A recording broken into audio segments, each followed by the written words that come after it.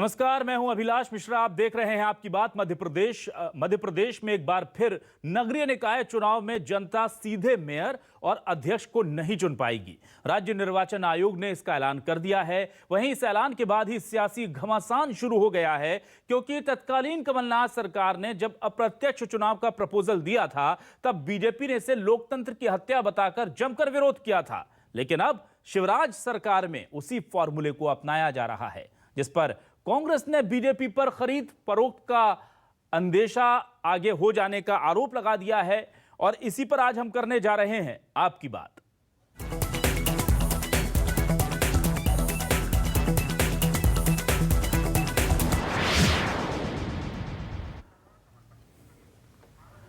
तो आइए सुनते हैं सबसे पहले बीजेपी और कांग्रेस के दिग्गजों का क्या कहना है। अगर मध्य प्रदेश में अप्रत्यक्ष तौर पर महापौर और नगरपालिका अध्यक्ष के चुनाव होने जा रहे हैं, तो इसमें दोनों ही दलों का क्या रुख है, सुनिए।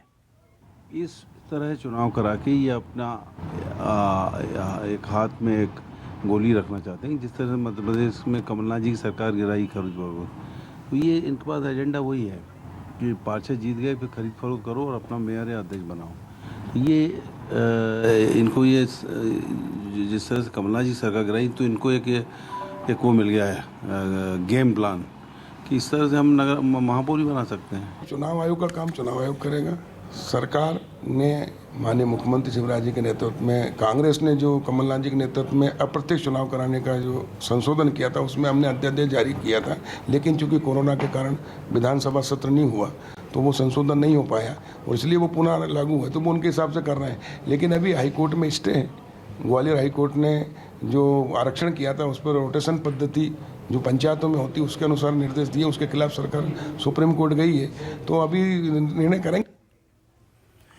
तो मध्य प्रदेश की जनता क्या सीधे नहीं चुन पाएगी अपने मेयर और जो नगरपालिका अध्यक्ष हैं उन्हें? ये बड़ा सवाल है। और अगर ऐसा होगा तो क्या इसके लिए जनता तैयार होगी, नहीं होगी? बीजेपी कांग्रेस का अपना मानना है, क्या है, उस पर हम बात करेंगे। लेकिन पहले आप देखिए हमारे आज के सवाल क्या है। न्यूज़ 24 मध्य प्रदेश छत्तीसगढ़ के हमारे आज के बड़े सवाल। एमपी की जनता सीधे नहीं चुन पाएगी मेयर, खरीद फरोख्त का डर, कांग्रेस हुई हमलावर, नगरीय निकाय चुनाव में क्यों हो रहा है बदलाव, जनता के वोट पर क्यों हो रही है चोट? ये बड़ा सवाल है जो न्यूज़ 24 मध्य प्रदेश छत्तीसगढ़ आज उठाने जा रहा है। और इस पर बातचीत करने के लिए हमारे साथ कुछ खास मेहमान जुड़ेंगे। हमारे साथ अर्चना जायसवाल जुड़ चुकी हैं, प्रदेश उपाध्यक्ष महिला कांग्रेस कमेटी की वरिष्ठ नेता हैं और लगातार मध्य प्रदेश की सियासत में अपना अहम रोल निभाती रही हैं। अर्चना जी, आज जब हम देख रहे हैं कि इस तरह की जानकारी निकलकर सामने आ गई कि अप्रत्यक्ष तौर पर नगरपालिका मेयर और नगर निगम जो मेयर है और नगरपालिका अध्यक्ष है उनके चुनाव होंगे, तो कांग्रेस इसका विरोध कर रही है, जबकि ये प्रस्ताव तो कमलनाथ सरकार की देन है। क्या कहेंगी अर्चना जी आपके?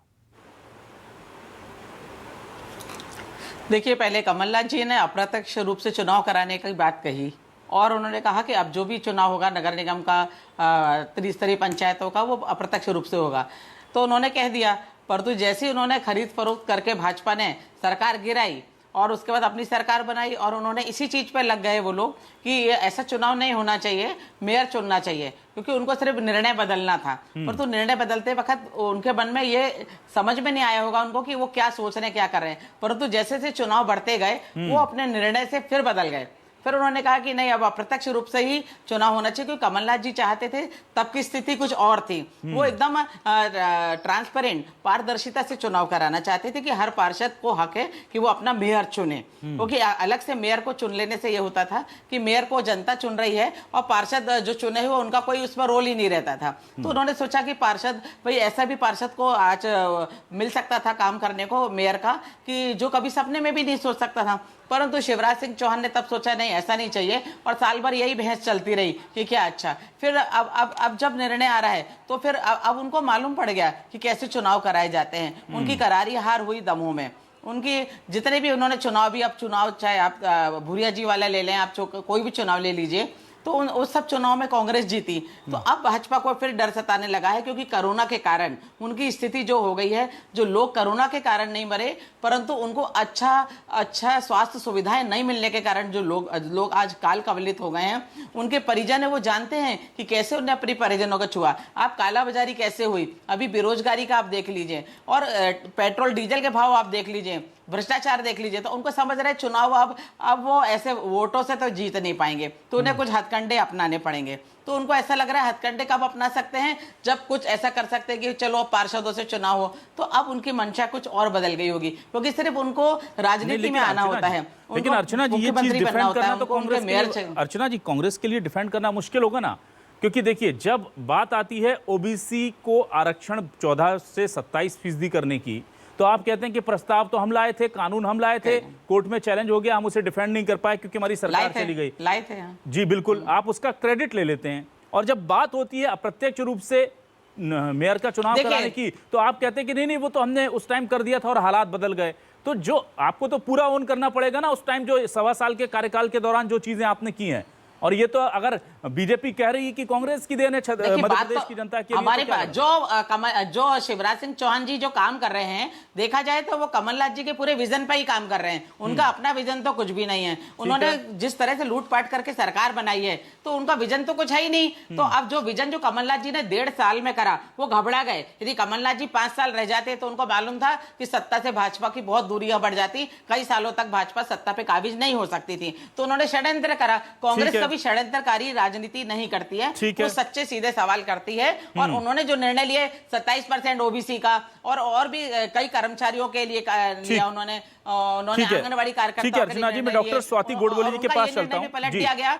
अर्चना जी, मैं आता हूं आपके पास। डॉक्टर स्वाति गोडबोले, जबलपुर पूर्व महापौर और बीजेपी की वरिष्ठ नेता, हमारे साथ जुड़ चुकी हैं। डॉक्टर स्वाति, आपका भी स्वागत है। मैं आपसे ये जानना चाह रहा था डॉक्टर स्वाति जी कि क्या वजह है कि लोकतंत्र की बात करने वाले और कांग्रेस के शासन में जब ये प्रस्ताव आया था तो इसका विरोध करने के लिए झंडा बुलंद करने वाले अब उसी प्रस्ताव को आगे बढ़ा करके अपनी पीठ ठोक रहे हैं? क्या आप चाहती हैं वाकई में, क्योंकि आप तो खुद महापौर नहीं है, और स्पेशली हमने कोशिश की थी कि आज उस पद पर जो सुशोभित रहा है वो कोई शख्स हमारे साथ रहे।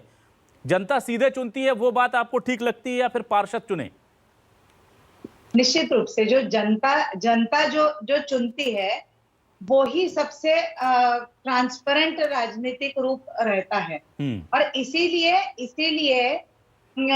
पिछले 4 टेन्योर से जो बात चल रही थी, और अचानक जब सत्ता परिवर्तन हुआ, तब कमलनाथ जी को लगा था, पूर्व मुख्यमंत्री जी को, कि अगर हम प्रत्यक्ष प्रणाली से अगर चुनाव करते हैं तो हमारे कहीं पे भी मेयर नहीं आ सकते।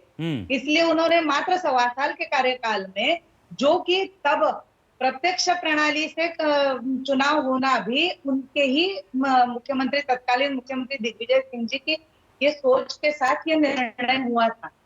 और तब ये डायरेक्ट प्रणाली से चुनाव हुए थे। परंतु ऐसा क्या हुआ, जो माननीय मुख्यमंत्री, तत्कालीन पूर्व मुख्यमंत्री कमलनाथ जी को लगा कि अगर हम ऐसा करते हैं, डायरेक्ट प्रणाली से अगर काम करते हैं, अगर चुनाव करते हैं, तो निश्चित रूप से हमें कहीं पे भी जीत नहीं मिल सकती। इसलिए उन्होंने ये चीज बदल दी। वो प्रस्ताव उन्होंने सदन से पारित किया, और फिर उनकी जब सत्ता परिवर्तन हुआ, जब भाजपा की सत्ता आई, तब माननीय मुख्यमंत्री शिवराज सिंह चौहान जी ने उस प्रस्ताव को, क्योंकि चूंकि गैजेट नोटिफिकेशन हुआ था, वो गैजेट नोटिफिकेशन 6 महीने तक वैलिड रहता है।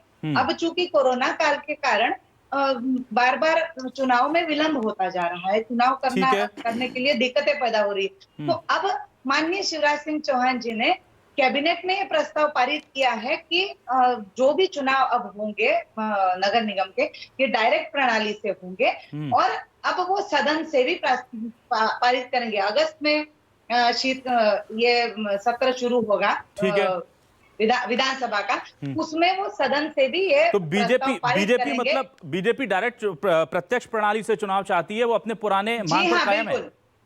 बिल्कुल अभी भी कायम है। और कोर्ट में इसके लिए याचिका भी इसी के लिए लगाई गई है कि इसे डायरेक्ट प्रणाली से ही, प्रत्यक्ष रूप से ही इसके चुनाव हो। ठीक है, अरुण गोटू जी हमारे साथ मौजूद है। अरुण गोटू जी, का परिचय मैं करा दूं, उससे पहले उनका स्वागत कर लूं। सदस्य हैं एसोसिएशन ऑफ डेमोक्रेटिक रिफॉर्म्स के, और ये लगातार ये वो संस्था है पूरे देश में जो निगाह रखती है जो सियासी लोग हैं, जनप्रतिनिधि हैं चुने हुए, उनसे जुड़े हुए करप्शन के मामले हों, उनसे जुड़ी हुई संपत्तियों के मामले हों, और वो डेटा जो देश की आंखें खोलता है, ये संस्था उससे जुड़ी हुई और उससे जुड़ी तमाम जानकारियां छान करके, बीन करके, ला करके दुनिया के सामने रखती है। अरुण जी, बहुत स्वागत है आपका। अरुण जी, मैं ये जानना चाह रहा हूं, ये जो प्रत्यक्ष अप्रत्यक्ष का खेल है, इसके बीच में कहां किसका फायदा पहुंच जाता है और कैसे बड़े बड़े खेल हो जाते हैं, सर आप बेहतर समझते हैं, दर्शकों को सरल भाषा में समझा दें। जी हाँ, पहले तो मैं ये बता दूं कि देखिए एडीआर जो है वो इलेक्टोरल रिफॉर्म्स, मतलब चुनाव संबंधी रिफॉर्म्स के लिए लड़ रही है और सुप्रीम कोर्ट में रिट लगाया है। और जो ये आज आपको कैंडिडेट्स को, प्रत्याशियों को जो अपना विवरण देना पड़ता है संपत्ति का और क्रिमिनल रिकॉर्ड, एजुकेशन, ये सब एडीआर की वजह से ही हुआ है जी। और इसको भी मैं डायरेक्टली तो नहीं, पर इस इशू को भी मैं इलेक्टोरल रिफॉर्म से जोड़ के बताऊंगा आपको थोड़ा सा कि देखिए, पहले तो ये कि हमेशा से डायरेक्ट चुनाव होता रहा और वही अच्छी प्रोसीजर है। वो इसलिए कि अगर ये जो रिप्रेजेंटेटिव या जो पार्षद लोग हैं वो अगर चुनेंगे तो मेयर की जो पावर्स हैं, जो इंडिपेंडेंस है, वो उसका कॉम्प्रोमाइज़ हो जाएगा। और जब वो जनता से चुन के आएगा तो उसमें एक अलग ताकत होगी और इस तरह से पावर्स का डिवीजन हो जाता है, पावर्स का बैलेंस हो जाता है। कोई भी ऐसा नहीं हो सकता कि वो एकदम अपने ही हिसाब से सारा काम करा ले कि मेजॉरिटी पार्टी अगर आ गई तो मेजॉरिटीरिज्म जिसको कहते हैं हम, कि मेजॉरिटी पार्टी आ गई, चुनाव पार्षद जीत के तो कुछ भी वो करा ले। नहीं, एक चेक्स एंड बैलेंसेस हो जाता है इसके अंदर। इसलिए हमेशा से ये माना गया है कि जो प्रत्यक्ष चुनाव है, जो जनता सीधे मेयर को चुनती है, ये इसीलिए प्रावधान किया गया था। वरना ये संभव था कि भाई हमेशा जिस तरह से पार्षद चुने जाएंगे और वो इनडायरेक्ट इलेक्शन हो के पार्षद उसको चुन लेंगे, पर उसके अंदर हमेशा ये देखा गया कि फिर काम नहीं होते, फिर वो जो चेक्स एंड बैलेंसेस जो होने चाहिए पावर के, वो नहीं होते। तो मैं नहीं समझता कि बीजेपी को ये चीज़ करनी चाहिए। हो सकता है कि थोड़ा देर कोविड-19 की वजह से थोड़ा चुनाव टालना पड़े, पर ये मूल चूल परिवर्तन जो करा जा रहा है, ये मैं नहीं समझता कि उचित है। बिल्कुल, तो मोर डेमोक्रेटिक तरीका जो है वो जनता की जितनी ज़्यादा भागीदारी रहेगी। एक दूसरी बात जी हाँ, दूसरी बात एक और ये आती है कि देखिए, जब आप ऑपोजिशन में होते हैं तो उसको विरोध करते हैं। ये भी एक नई हमारी पॉलिटिक्स की एक नई परंपरा शुरू हो गई है कि वो ऑपोजिशन हो गया, विपक्ष नहीं रहा, दूसरा पक्ष नहीं रहा, वो ऑपोजिशन हो, मतलब हर चीज़ को अपोज करना। तो अपोज करने, जब कांग्रेस ने ये इंट्रोड्यूस किया तो आपने अपोज किया, अब आप उसी चीज़ को फॉलो कर रहे हैं। आई मीन, ये तो मॉरली भी जस्टिफाइड नहीं होता है। तो legally, morally division of power किसी दृष्टि से ये मैं नहीं सोचता कि उचित है। ठीक है, अर्चना जी, मैं आपके पास आता हूं। अब तो यहां पर क्लियर हो गया, डॉक्टर स्वाति गोडबोले और बीजेपी की तरफ से बोला गया है कि हम डायरेक्ट यानी कि प्रत्यक्ष चुनाव प्रणाली ही लागू करना चाहते हैं और उसको लेकर कोर्ट में, सदन में जो कुछ हो सकता है हम कर रहे हैं। अब ऐसे में तो मैम ये फिर पूरा ठीकरा कांग्रेस पर ही फूट जाता है कि आप लोगों ने ही एक क्या रास्ता तैयार किया था कि पार्षदों को खरीद फरोख्त की जा सके, क्योंकि जाहिर सी बात है कि जनता के वोट पर चोट करके अगर पार्षदों को पावर मिल जाएगी और अगर किसी ने पार्षदों को मैनेज कर लिया तो फिर तो पूरा निगम, पूरी पालिका उसकी तरफ चली गई। तो इस सवालों के दायरे में तो कांग्रेस आ जाएगी मैम। अब देखिए, मैं पहली बात ये कहती हूँ, मैं किसी भी पार्षद को भी आक्षेप लगाना नहीं चाहती हूँ कि वो पार्षद बिक जाएगा, क्योंकि ये बेचने और खरीदने फरीदने की जो राजनीति है, आशंकाएं तो हैं। अर्चना मैडम, आप ही बताते हैं कि जब विधायक पर आक्षेप लगा सकती हैं तो पार्षद नहीं हो सकता क्या? अभी आपने विधायक की बात कही, कमलनाथ जी का उदाहरण देकर। नहीं, मैं वही कह रही हूँ कि नहीं, वही मैं कह रही हूँ कि अब चुनाव चाहे प्रत्यक्ष प्रणाली से हो, चाहे वो अप्रत्यक्ष प्रणाली से हो। जीतना तो कांग्रेस को ही है। कारण इसका यह है कि ये चुनाव को और देरी कराते जा रहे हैं। अब पिछले आप देख लीजिए कितना समय बीतते जा रहा है। कोरोना के कारण बीता, कुछ इनकी प्रक्रियाओं के कारण बीता। ठीक है, आपको मेयर प्रत्यक्ष करना है या अप्रत्यक्ष करना है, आप तुरंत उसका निर्णय लीजिए। सरकार के माध्यम से लीजिए, न्यायपालिका के माध्यम से लीजिए, चुनाव प्रणाली के माध्यम से लीजिए। परंतु चुनाव आप क्यों देर करा रहे हैं? आप सोचिए कितनी चीजें जो बची हैं, इतनी सारी 14 बड़ी बड़ी नगर पालिका निगम है और आप कोई काम ही नहीं हो रहा है। सब अफसरों के ऊपर है। पूरे शहर ऐसे ही पड़े हुए हैं। तो आप इसकी लड़ाई आप क्यों आपकी तो सरकार है ना, हम तो हार गए हैं। ये बहुत पॉइंट का सवाल किया अर्चना जी आपने। जनता को पता है। और मैं बिल्कुल ये इसका आपका जो सवाल है सीधे मैं चीज है कि कोरोना के कारण कितने लोग, मैं स्वाति जी के पास, ये बहुत इंपॉर्टेंट क्वेश्चन है। कोरोना के कारण कितने लोग परेशान हैं, आप सोचिए। हाँ स्वाति जी, क्या सीधा आरोप है, क्या बीजेपी को अपनी संभावित हार का डर लग रहा है, इसीलिए चुनावी रण में उतरने से डर रही है? क्योंकि अगर ऐसा नहीं था तो चुनाव आयोग कभी भी निकाय चुनाव को लेकर के तैयारी करके बैठा है। वो घोषणा करेगा, फैसला करेगा, तो आप चाहे सदन में, चाहे आप कोर्ट के जरिए इसे थोड़ा सा मोबिलाइज करके इन चीज़ों को, पहले इस चीज़ को क्लियर, अब फिर अटक जाएगी बात। कोर्ट अगर कह देगा ऐसे करना है तो चुनाव आयोग फिर तैयारियों में लगेगा और फिर ये तो क्या ये टाइम को समय खींचने के लिए ये सब किया जा रहा है? इसकी टाइमिंग इसी तरह सेट की गई है? यही सवाल मैं अर्चना जी से पूछना चाहती हूँ। 2018 में माननीय कमलनाथ जी मुख्यमंत्री बने, 17 दिसंबर 2018। 2019 नवंबर या दिसंबर में ये चुनाव होने थे या जनवरी में? जबलपुर का कार्यकाल फरवरी में खत्म होने वाला था, फरवरी 2020 में। बाकी जो 14 नगर निगम है उनके 12 नगर निगम थे, 12 नगर निगमों के सबके जो कार्यकाल समाप्त हुए वो 31 दिसंबर 2019 को समाप्त हुए। और 4 नगर निगम जबलपुर, छिंदवाड़ा, भोपाल और इंदौर, इनके चारों के जो कार्यकाल थे वो 2020 फरवरी में खत्म, जनवरी। तो तब तक, हाँ जनवरी हमारे में हुआ, जनवरी फरवरी में हुआ, तो 2020 में खत्म हुए। तो फिर एक वर्ष जब आपके मुख्यमंत्री, आपकी सरकार बनने के बाद आपने क्यों नहीं चुनाव की तैयारी की? आपको ये डर सता रहा था कि अगर प्रत्यक्ष प्रणाली से अगर चुनाव होता है तो 16 के 16 नगर निगम जैसे अभी भाजपा के कब्जे में है, वैसे पूरे के पूरे फिर से नगर निगम भारतीय जनता पार्टी का उस पर परचम लहराता। और इसलिए आपने उसे, माननीय मुख्यमंत्री कमलनाथ जी ने तब ये प्रत्यक्ष प्रणाली हटा करके वो उसी प्रस्ताव पारित करने में लगे रहे। पूरा साल भर उनका, 1.25 साल का उनका पूरा टोटल टेन्योर, उसमें 1.25 साल में मात्र उन्होंने क्या किया, तो मात्र और मात्र यही प्रस्ताव पारित किया कि प्रत्यक्ष रूप की जगह अप्रत्यक्ष प्रणाली से चुनाव होंगे। और इतना भी करके चुनाव की तैयारी नहीं की, बल्कि भाजपा को डर नहीं था, ये कांग्रेस को डर था कि अगर प्रत्यक्ष रूप से अगर चुनाव होते हैं तो कांग्रेस कहीं पे भी अपने पार्षद या महापौर नहीं ला सकती।